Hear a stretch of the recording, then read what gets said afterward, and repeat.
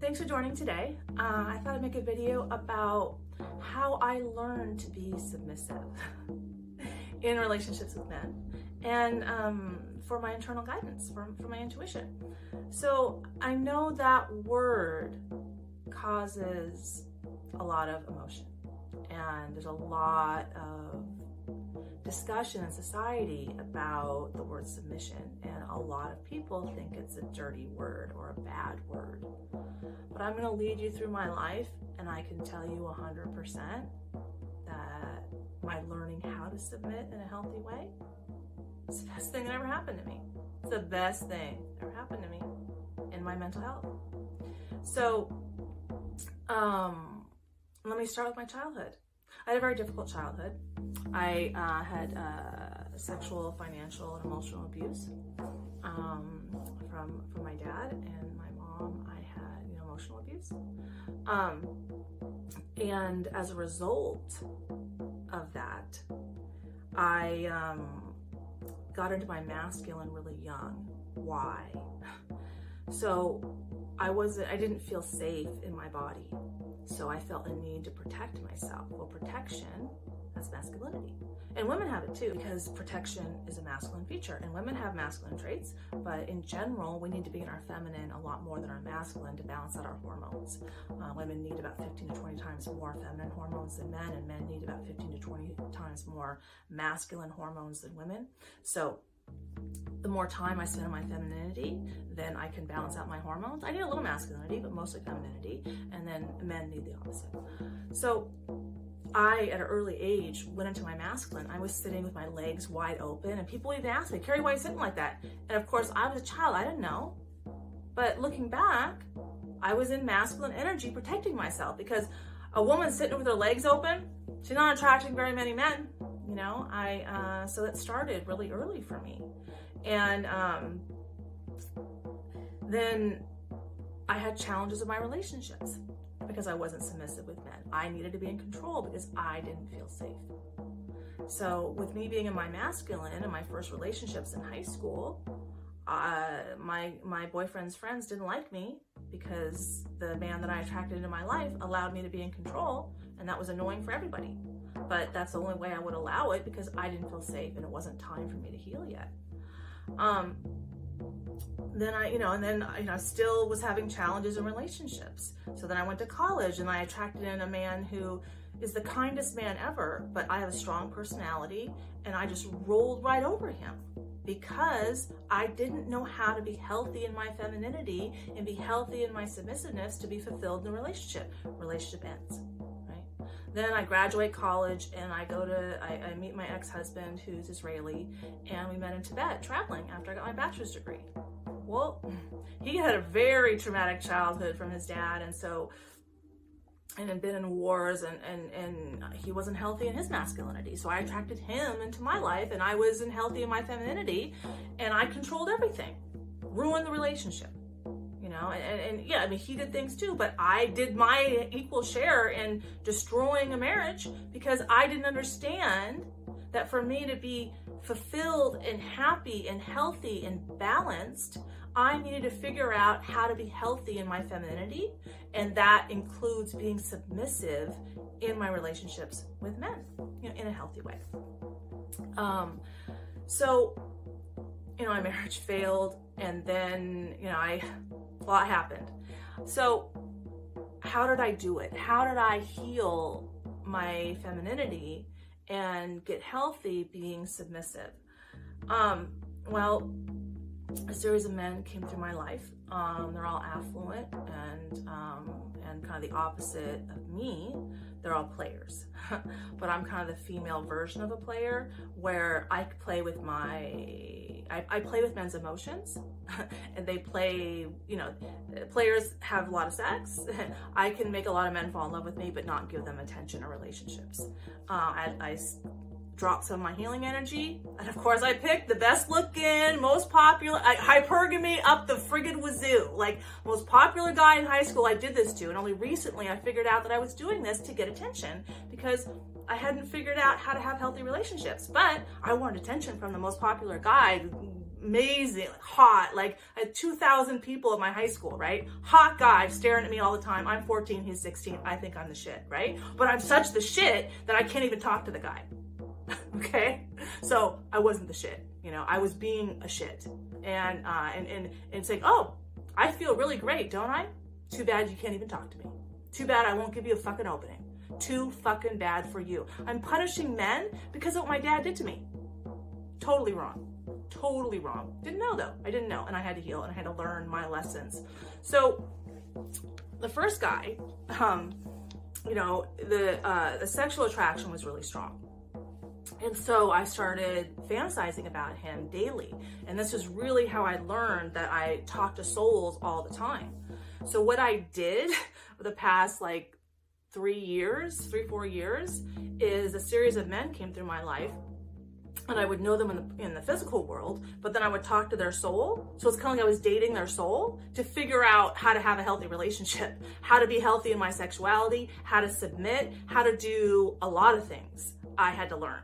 So through that initial relationship and my ability to have telepathy and talk to souls and whatnot, you know, I was having orgasms every day. I would say, you know, fucking to submission is a reason for that. Because what does an orgasm do for a woman? I mean, it's a extremely vulnerable time. It's extremely, men can use that to manipulate you and, you know, get you to agree to threesomes and other things. It's you're very impressionable, completely in your intuition. That's why we say the name, or just things that the other person needs to hear just comes out of us. Like, we're so connected to our soul and our body that there's like the boundaries are gone, because if we're giving our body to a man, that man's supposed to be safe. So getting that vulnerable is supposed to be safe, right? So in that environment, I got to explore, you know, begging for my orgasm, and that pleading and the vulnerability and the submission. And what I learned is the more open I am, the more pleasure I get. So I focus on becoming more open. But when I focus on becoming more open, then I got more submissive. But it took a lot of time, I mean, I can argue really well. I have a master's degree in Chinese. I'm very analytical. My intuition is spot on. I can argue. I can be a friggin' nightmare. I mean, I don't even have to know the topic, and I can out-argue someone just pointing out their failed logic. It's not pretty. It's not. I have to control it in a relationship, or it destroys relationships. I have to have control over that. And how do I get out of my masculine analytical brain? Well, I get into my right brain, intuitive, that tells me when to say things and what to say. So being submissive has shown me parts of myself that I had no clue about. I had no absolute clue about. I didn't know how fulfilling it is to admire a man completely. I had an experience of that over the weekend with one of these guys who's a decorated first responder. And I have never experienced the fulfillment and just the absolute joy of submitting to a man. And how am I kind of envisioning it is I'm sitting and he's standing. Well, why am I sitting? Because I got to connect to the Mother Earth. I got to ground all of our energy into Mother Earth down to like the crystalline core, so that he is stable enough to skyrocket as far as he can go into his masculine energy to be as successful as possible. Why? For the success of the relationship or the family. It all goes together. So just because the woman's submissive doesn't mean she doesn't have an equally important part to play. And just because the masculine isn't submissive doesn't mean that he gets to decide everything and pay no attention to the woman.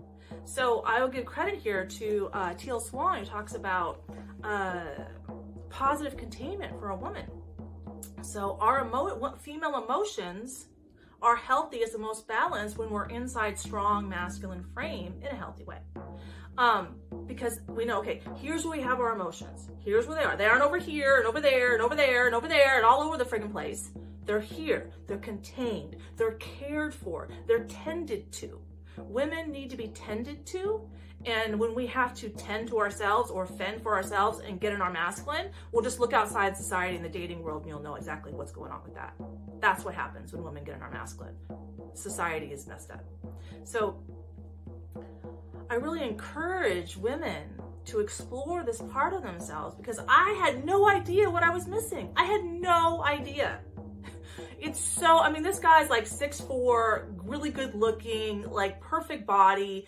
And I'm just like, wow, can I just in amazement of this real life hero who, yes, his job is a hero, but then what he looks like Superman. He looks like Superman.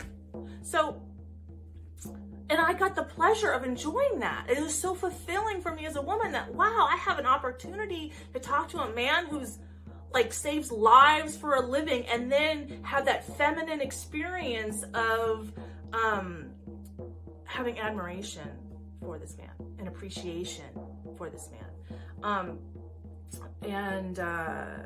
I would say in the submissive, having appreciation for the men in your life and expressing that in healthy ways, that's so fulfilling too.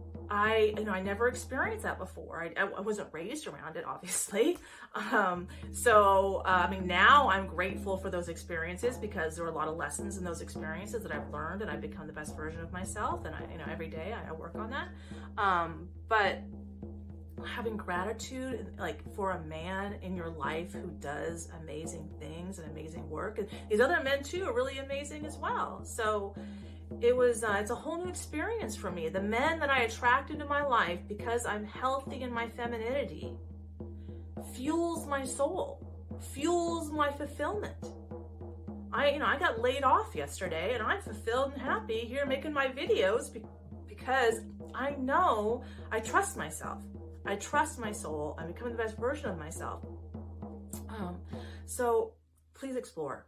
And I hope this helps you feel more comfortable exploring being submissive because it's a game changer for relationships. That'll can get you a lifelong relationship, being healthy in your femininity and feeling comfortable being submissive.